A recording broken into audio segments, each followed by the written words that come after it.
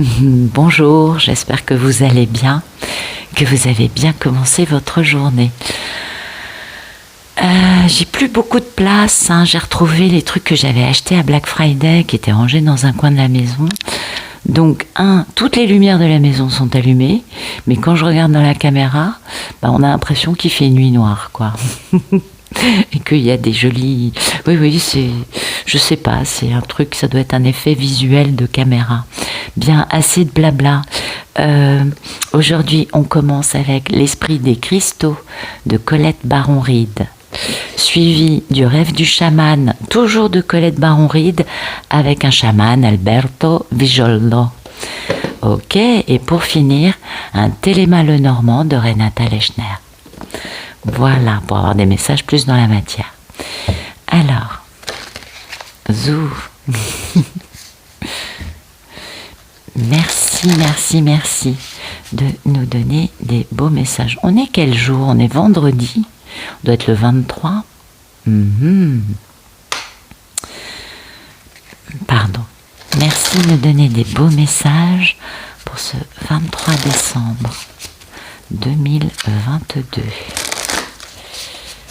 Pour toutes les personnes qui regardent cette vidéo.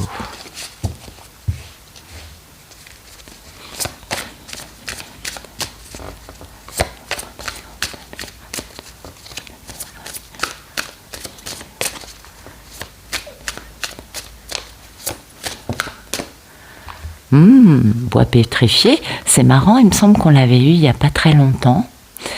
Et puis l'épidolite, absolument, c'est joli ça. Et en dos de deck, on a l'améthyste. Alors l'améthyste, c'est la pierre de purification par excellence. On le sait tous. Donc voilà, l'idée, c'est vraiment d'être dans un nettoyage, une purification. Le bois pétrifié, c'est de l'ancrage, puis c'est aussi de la lenteur. Et puis l'épidolite, l'épidolite, c'est une pierre de vision, hein, une pierre de connexion avec sa part plus lumineuse, on va dire, moins rationnelle, voilà. Bon, tout en étant finalement très rationnel, au contraire. Donc l'améthyste, on est d'accord, c'est pour se purifier, pour se nettoyer, pour inconscient, pouvoir retirer des schémas inconscients, vous voyez, des choses qui nous surchargent. D'accord ? Ça nous permet de nous libérer de choses, ça nous permet d'être bien sûr plus attentifs à ce que l'on vit, et ça nous permet d'analyser aussi les choses peut-être un peu plus en profondeur, de se dire pourquoi je vis avec tel type d'habitude, pourquoi je pense de telle façon. Vous voyez, c'est un peu l'idée de l'améthyste dans l'état d'esprit aujourd'hui. Hein, c'est cette capacité du coup à vouloir changer, à vouloir purifier, à vouloir nettoyer notre intérieur. De peut-être aussi,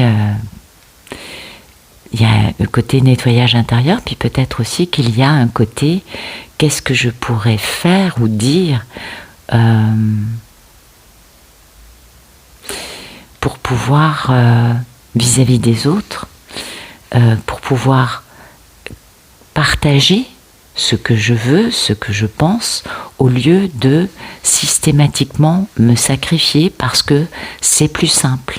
Parce que, vous voyez, ce côté de pourquoi je ne dis pas certaines choses et je prends sur moi parce que c'est plus simple. C'est important ça aussi. Hein. Voilà.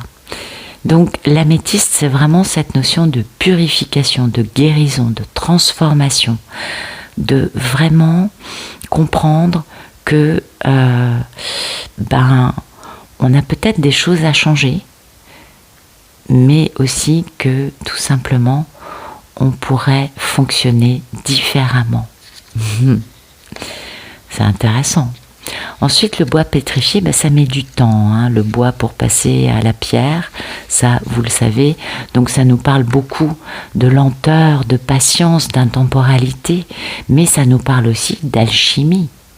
Et oui, d'ancrage, bien sûr, parce que le bois, qui est un matériau périssable, on le sait, qui va vivre ce mécanisme, ce processus, de décomposition qui est naturel, hein. Les êtres vivants se décomposent et vont nourrir la terre et faire croître des plantes, on est bien d'accord? Donc nourrir, eh bien là, on nous parle non pas de décomposition, mais de fossilisation. Alors, il y a un côté alchimiste là-dedans. Même si la décomposition aussi, il y a un côté alchimiste, on est d'accord. Il y a quelque chose de pouvoir vraiment, concrétiser dans du très dur, dans du très très fort. Alors bon, concrétiser en transformant pour nourrir la vie qui va venir, c'est pas mal non plus, hein, attention. C'est juste deux processus très différents. Et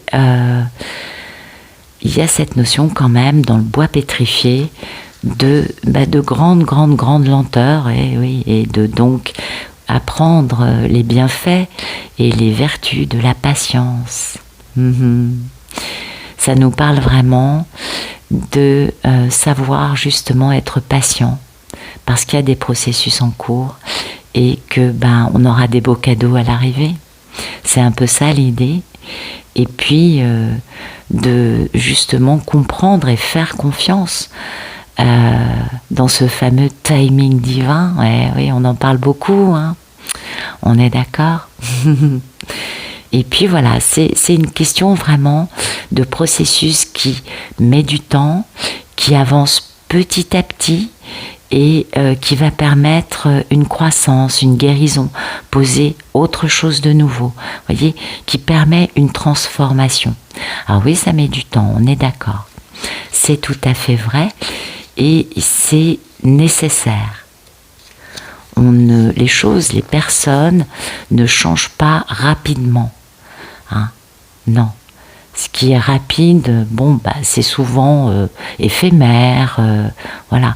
Ce qui prend du temps, c'est généralement des transformations importantes et qui vont rester après, qui seront pérennes. Et puis, cette lépidolite magnifique, elle nous invite à ralentir, elle aussi. Donc, vous voyez, lenteur, ralentir, purifier, guérir. C'est intéressant. Elle nous invite à simplifier. Parce que la vie qu'on mène, notre énergie, notre mental, toutes les choses qu'on a à faire qui sont urgentes, primordiales, etc., nous ont un petit peu écartés de notre connexion avec quelque chose de beaucoup plus aligné, de plus sage, de plus lumineux en nous. Et voilà, la lépidolite, elle permet justement de se recentrer, voyez, de se re-importer à nos yeux. Oui, on est important à nos yeux. Je l'ai mal dit, oui, je sais. Voilà. Donc ça, c'est carrément bien, quoi. C'est-à-dire que la lépidolite, elle nous parle vraiment d'une forme de je me sépare, je me détache, je me retire de cette vie trépidante, hein, du brouhaha, pour recentrer, recadrer mon alignement intérieur, ma tranquillité et retrouver du coup ma sagesse. Voyez ? Donc c'est intéressant parce que on voit bien, oui, puis du coup, bien sûr, en faisant ça, on reconnecte avec notre intuition, avec notre connexion avec nos guides. Vous voyez, avec quelque chose de peut-être moins rationnel, cohérent, carré, dans la matière qu'il faut faire. Ok, ça c'est la vie 3D.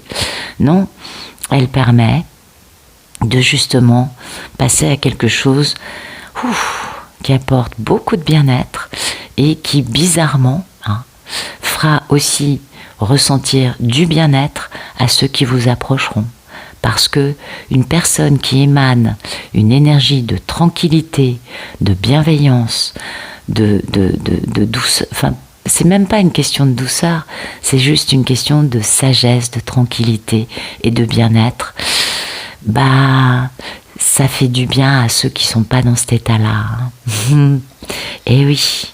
Donc voilà, aujourd'hui, moi je trouve que c'est sympa, même s'il est vrai que pour un vendredi avant Noël, je peux comprendre que vous vous disiez « Ah ouais, là ça va pas, j'ai plein de trucs à faire, des préparatifs. » Oui, je comprends. C'est une période, on pulse, on est... Eh bien peut-être qu'aujourd'hui, pour certains, il va y avoir une jolie parenthèse ou un bon moment de justement se reconnecter, simplifier des choses et se sentir beaucoup plus serein, plus aligné et beaucoup moins stressé, on s'en doute. Ouais. C'est intéressant comme message. En tout cas, ça nous parle de purification et de guérison. Ok.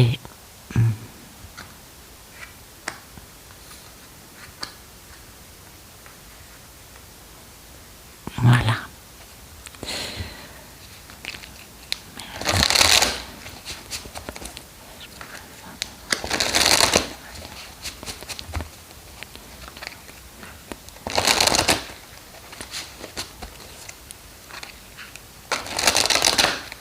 Ok.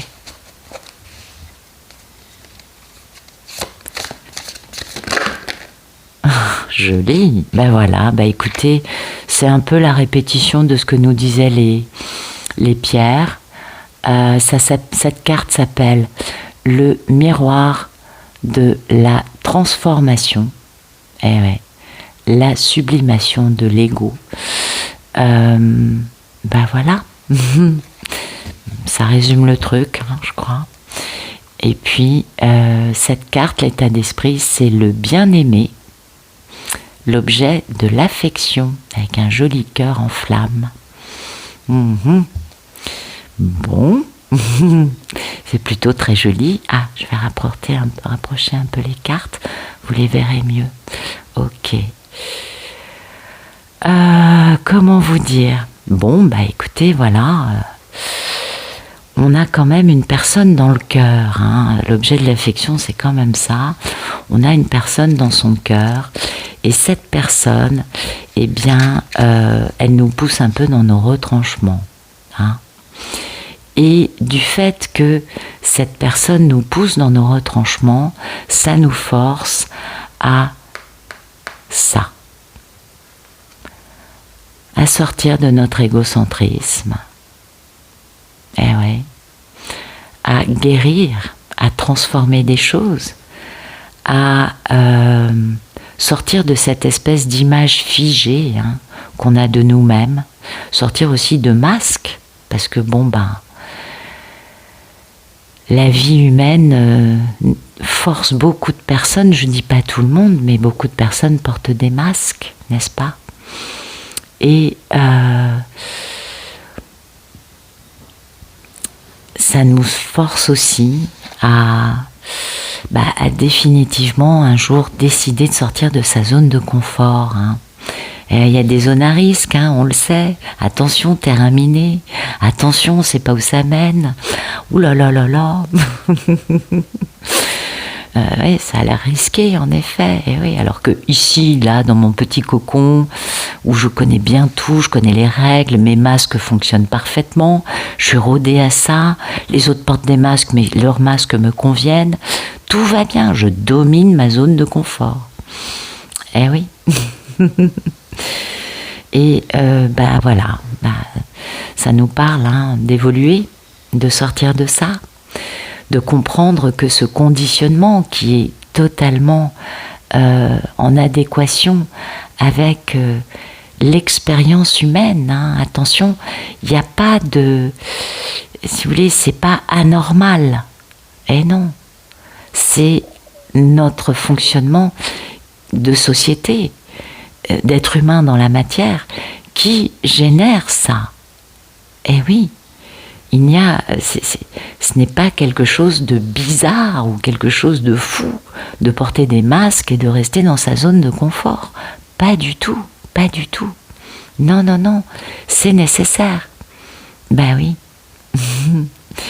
Sauf qu'à un moment, on se dit, ah ouais, mais quand même, dans ma zone de confort, il se passe rien, il n'y a pas de magie, je suis blasé, pour faire simple.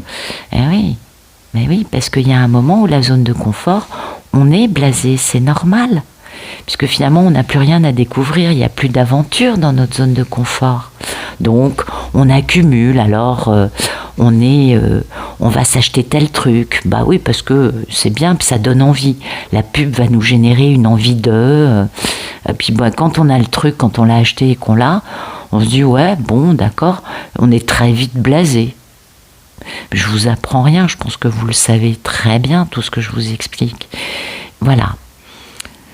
Et en ce moment, je ne dis pas que ce soit aujourd'hui pour tout le monde, mais il est vrai que en ce moment, l'énergie, ça pulse. Hein. Eh oui, portail christique, nouvelle lune, solstice d'hiver, c'est la totale. Hein. Oui, en quelques jours, c'est vraiment... en 4 jours, c'est beaucoup. Donc, y a une envie de sortir de ce côté blasé, de ce côté, bah, ma vie, finalement, elle m'excite plus. Pourquoi ? Bah, vous savez, il faut toujours qu'il y ait une raison. Hein. Et la raison, c'est ça. C'est qu'on a le cœur, le palpitant qui part en déconfiture totale à cause d'une personne qu'on aime. Ce qui va nous forcer à fermer une porte, hein, à achever quelque chose pour aller vers quelque chose de nouveau. Et ce qu'on va achever, c'est... j'ai envie de vous dire ça comme ça, cette blaserie, vous voyez, le fait de, ma vie c'est pas funky, ça bouge pas, c'est super, tout est sous contrôle, tout fonctionne, tout est rodé, huilé, tout va bien. Mais en fait, je suis pas super heureux non plus, quoi. Eh oui, ça manque un peu de sel, de piment, d'aventure, de choses, qui font ça, hein. Ah ouais, des choses qui... Ouf. Et c'est ça qui pousse à... Parce qu'il y a un moment, c'est trop important, puis on se doute qu'un cœur complètement enflammé, comme on le voit sur cette carte, ça doit être à ressentir, ça doit être passionnant, hein. Il doit y avoir beaucoup, beaucoup, beaucoup de passion. Oui, on doit sentir que oui, le cœur fonctionne. Hein. Je ne sais plus qui me racontait qu'on avait trouvé des neurones dans le cœur. Oh, je ne savais pas, mais on a compris que le cœur, c'était aussi un cerveau, pas que juste un organe pour pulser le sang. Donc c'est pas mal. Il y a l'intelligence du cœur, elle est, paraît-il, prouvée scientifiquement. Je sais pas, hein, peut-être que je vous raconte des bêtises, mais c'est ce qu'on m'a expliqué un jour et je me suis dit, ah ouais, quand même. Et voilà. Et ça, vous voyez, cette chose-là, incroyable, on ne peut pas la caser dans la zone de confort. Non, vous savez, ça va faire comme l'éléphant au milieu d'un magasin de porcelaine. Ah, l'éléphant, c'est quand même un être merveilleux, d'une grande sagesse. Mais dans un magasin de porcelaine, l'éléphant, c'est pas ce qu'il y a de mieux, pour entretenir la porcelaine. On est bien d'accord. Ça fait des dégâts. Bon, c'est un peu la même idée. C'est-à-dire que cette passion, ce truc complètement, mais alors, qu'on ne peut pas contrôler. Non, ce serait merveilleux si on pouvait. Hein. Et on ne peut pas le contrôler. Eh bien, ça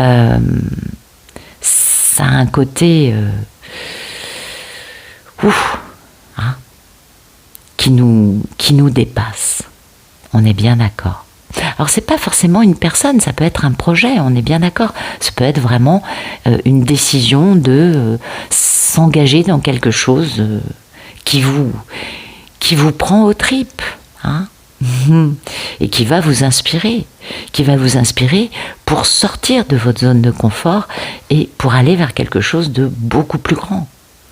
Et ça fait très peur. Bah oui, ça fait peur.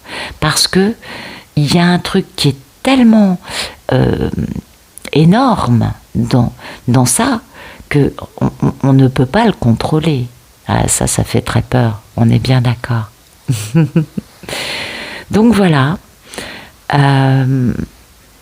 Aujourd'hui, il y a cette idée quand même de quelque chose qui tient vraiment à cœur et qui va forcer à sortir de cette fameuse vie qui est très bien, hein, on va sortir un peu des sentiers battus, on va sortir un petit peu de sa zone de confort, peut-être même voir beaucoup. En tout cas, aujourd'hui, il y a cette notion de remettre en question certaines façons de vivre, certaines façons de concevoir la vie, certaines façons de fonctionner dans nos relations, dans beaucoup d'aspects qui font que nous avons une vie humaine. Alors ça peut toucher plein de domaines différents, hein. C'est pas que une personne pour une personne. Ça peut être d'autres choses. On peut par exemple se passionner pour décider de nettoyer tous les déchets plastiques qu'il y a dans les océans. Bon, ça fait des années que ça existe, on est bien d'accord, il n'y a rien de novateur là-dedans. Mais on peut faire ça aussi chacun à notre échelle locale, vous voyez. Il y a des choses qui se font, qui sont merveilleuses. On n'a pas tous les mêmes missions, on n'a pas tous les mêmes rôles, on est tout à fait d'accord là-dessus. On ne peut pas tout faire, soyons humbles, et on a tous une petite part, vous savez, on est des petites fourmis sur cette planète. Bon, à l'échelle universelle, on a des micro-fourmis, on est des rien du tout. Mais si tous on fait une petite part du truc, on va réussir à atteindre quelque chose de pas mal. Hein, ce serait bien. Ce serait pas mal. Alors, on va regarder des messages plus dans la matière. Merci de nous raconter des jolis messages pour ce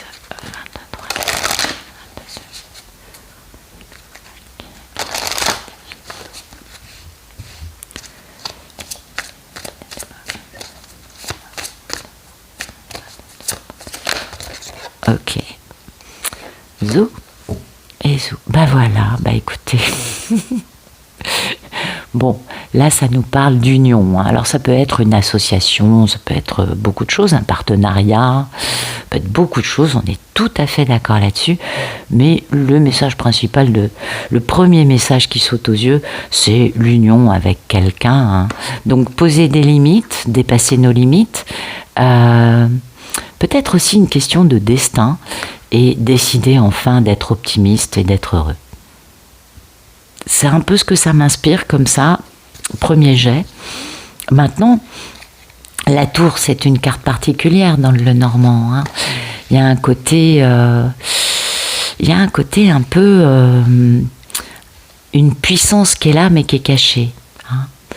Hein. Alors, ça peut être quelque chose d'ancien, ça peut être quelqu'un de plus âgé, ça peut être quelque chose qui appartient à notre passé. Ça peut être beaucoup de choses, cette tour. Hein. Mais, comment vous dire ? Ça peut aussi être le fait qu'on a été le jouet de notre destin. Vous voyez qu'il y a eu des forces plus fortes que nous qui nous ont quand même un peu malmenés. Hein. Ça peut aussi être ça. Donc il y a un côté très énigmatique dans cette tour. Dans certains jeux, on nous explique que c'est poser des limites. Dans d'autres jeux, on nous dit que ça peut être aussi le passage des frontières, vous voyez, d'un pays à un autre, etc., etc., etc. Ça peut être aussi s'enfermer dans sa tour d'ivoire, vous voyez. Mais comme l'état d'esprit, c'est quand même d'aller plutôt vers quelque chose, un partenariat, une union, une association, un engagement, on va plutôt dire qu'on sort de sa tour, vous voyez, d'un côté restrictif. Donc, moi j'aime bien le côté aujourd'hui du destin, hein, d'une puissance cachée, de quelque chose qu'on ne comprend peut-être pas, mais que l'on ressent et que l'on vit. Hein.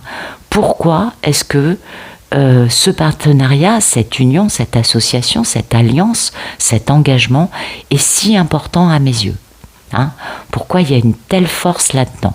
Ça pourrait très bien aller, parce qu'au milieu, on a quand même le soleil. Le soleil, c'est la carte du bonheur. Donc, ça nous laisse supposer que qu'on va plutôt s'ouvrir, hein. Ça, c'est l'optimisme, le bonheur, le dénouement heureux. Ça, avec l'anneau, c'est vraiment l'histoire d'amour solide. Vous voyez, le truc, un engagement très, très, très solide. Donc, comme lui, ce soleil, c'est l'une des cartes les plus positives du Lenormand, il y en a d'autres bien sûr, mais c'est une carte ultra bénéfique. Avec la tour, moi j'ai plutôt l'impression que aujourd'hui ou actuellement, durant ce portail énergétique énorme, hein, eh bien certains comprennent que c'est leur destin, même s'ils ne l'ont pas forcément compris parce que c'était bien caché, d'aller vers cette union qui dépasse l'entendement, qui n'est pas dans leur zone de confort, vous voyez, qui est quelque chose comme cette histoire de ce bien-aimé qui oblige à sortir, vous voyez, de sa zone de confort. C'est un peu ça, je crois. Parce qu'il y a la tour. Alors,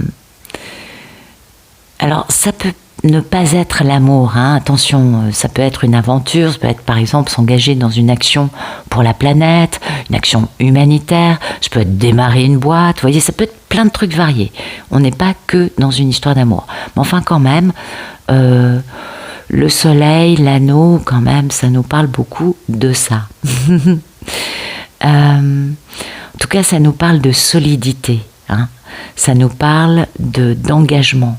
Ça nous parle de joie, de rapports humains positifs, d'associations qui seront, abondantes, hein, qui vont apporter du plus. Ok, c'est quelque chose d'ultra bénéfique. Donc ça, c'est très bien.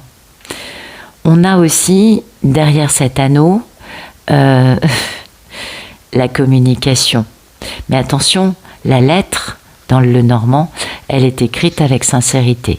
Donc c'est cette association, cet engagement, ce partenariat, cette union, quel que soit le sujet qui vous parle, il faut avoir de la communication sincère, hein, de bonnes nouvelles, mais c'est des nouvelles sincères. Ne l'oublions pas. Et peut-être aussi que dans cette histoire, si c'est une histoire d'amour, non, mais cet engagement, il est évident, voyez. Et puis, c'est quand même un peu la réalisation de nos rêves. Je ne sais pas si vous voyez bien. Oui. Donc, écoutez, c'est vachement joli. Alors peut-être que, vous savez, on dit que Noël, c'est la meilleure période de l'année pour pardonner. Eh bien, peut-être que certains, je parle dans certains cas, peut-être que certains vont utiliser cette énergie du pardon de la période, hein, pour pouvoir justement en profiter, hein, pour pouvoir justement faire avancer quelque chose qui vient du passé, comme nous disait la tour, et quelque chose d'ancien. Peut-être que pour d'autres, tout simplement, c'est le moment de ressortir un vieux projet qui vous tenait à cœur. Ça vous réveille tôt le matin, ça vous prend aux tripes, vous pensez à ça en permanence. Ce n'est pas forcément une histoire d'amour, vous voyez. Et puis, voilà, vous y allez, parce que c'est un projet qui coule de source et dont vous comprenez bien que ça va apporter beaucoup de bienfaits, de bonheur et que ce sera très positif pour vous, mais pas que pour vous. Voilà. Bon, écoutez, j'espère que les cartes, les messages aujourd'hui vous auront parlé. Bien sûr, j'espère que ça vous aura plu. Et puis personnellement, je vous remercie d'être là. Je vous remercie pour vos messages. Vous êtes super gentils. Et vraiment un grand merci pour ça. Je vous souhaite, peut-être je vous reverrai pas, peut-être que vous allez partir aujourd'hui pour fêter Noël avec votre famille ailleurs. Bien, je vous souhaite de très bonnes fêtes de Noël et puis je vous dis à bientôt.